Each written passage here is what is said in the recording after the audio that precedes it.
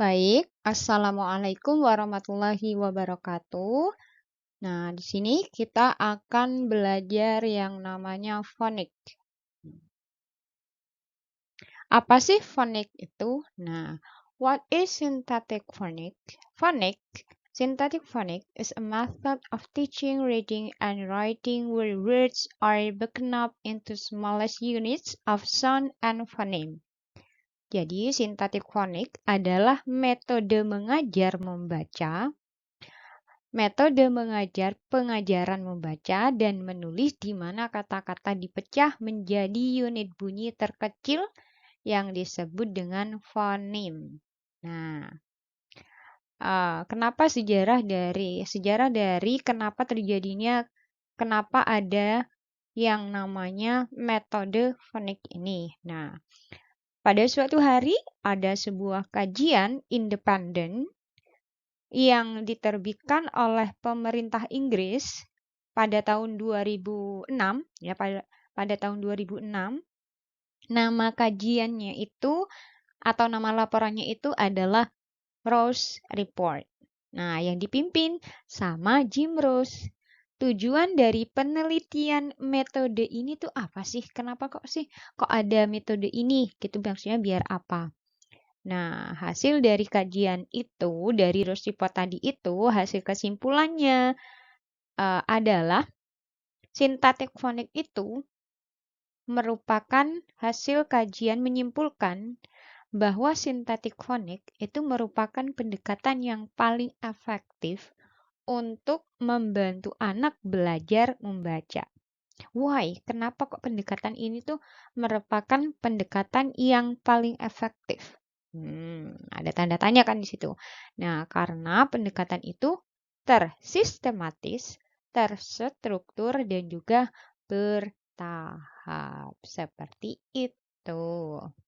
The benefits of this approach adalah manfaatnya dari synthetic phonic itu sendiri. Yang pertama, children learn step by step. Nah, di sini anak itu akan belajar secara bertahap dan naik ke tahap berikutnya ketika mereka sudah siap nanti. Nah, di metode ini, phonic ini, anak itu nggak langsung belajar, tidak langsung belajar membaca kata-kata yang sulit ya. Tapi mereka itu mulainya dari mengenal bunyi hurufnya dulu. Misal kayak tidak langsung ke word-nya, tidak langsung ke tidak langsung ke kata per katanya, tapi satu-satu nanti diajarkan bunyi dari huruf itu sendiri dari A sampai Z. And the second, teachers can plan lessons and check progress easily.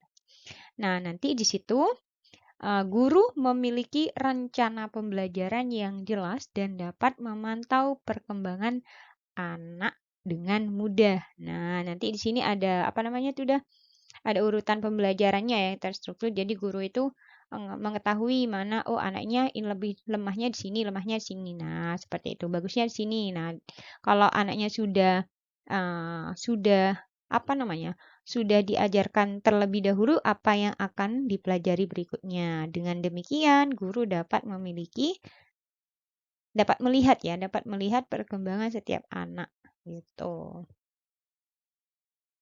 Dan memberikan kalau ada kesulitan anak, maka nanti sama gurunya dibantu begitu. And the third, children learn to read and spell words independently. Jadi anak dapat mencoba membaca dan mengeja kata secara mandiri. Nah, ketika nanti anak itu bertemu dengan word atau kata, itu anak itu bisa membaca sendiri karena di dalam fonik itu ada aturan-aturannya. Number 4, reading and writing develop together. Reading, membaca dan menulis dipelajari secara bersamaan. Kenapa? Kok pelajari reading sama writing ini kok dipelajari secara bersamaan? Karena dalam fonik itu kemampuan membaca dan menulis itu diajarkan secara bersamaan. Saat anak itu belajar bunyi satu huruf untuk membaca, mereka juga belajar menulis huruf tersebut. Dengan cara ini, anak lebih mudah memahami dan mengingat hubungan antar huruf, bunyi, dan cara membaca dan juga menulisnya. Begitu. Nah, di sini ada phonic terminology, istilah-istilah di mana yang akan sering muncul dalam mempelajari fonem. Pertama adalah fonem. Phonic terminology. Nah, phonic terminology. Nah, di sini adalah ada istilah-istilah yang akan sering muncul dalam mengajarkan phonik. Nah, fonem yang pertama ada fonem, smallest unit of sound in a word. Sebagaimana contoh CAT, cat. Nah, itu ada 3 suara kan. Ada juga contohnya rain. Kalau rain itu ada berapa suara? Ada 3 ya, ada 3 suara. Kalau grafem itu ya. Jika fonem adalah bunyinya, maka grafem adalah huruf atau kelompok huruf yang mewakili bunyi tersebut. Contohnya, rain, play, make. Itu kan suaranya, tapi cara penulisannya ada rain, play, aye, play, ada juga make. Nah, jadi jika grafem adalah cara kita menuliskan bunyi dalam menjadi grafem itu adalah cara kita menuliskan bunyi dalam bentuk huruf ya. Rain, play, make. Kalau blending, what is blending? Kalau blending itu what is blending? Blending adalah menggabungkan bunyi-bunyi menjadi sebuah kata. Sebagaimana contoh, SAD, kan SAD. Cara bacanya digabung menjadi sad, baba. Nah, seperti itu contohnya.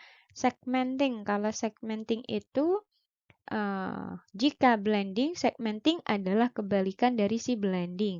Kalau blending tadi menggabungkan bunyi, segmenting memecahkan kata menjadi bunyi-bunyi terkecil. Misal set jadi apa? Bunyinya nanti di breakdown. Sad. Nah, itu nanti namanya segmenting. Next ada namanya tricky word.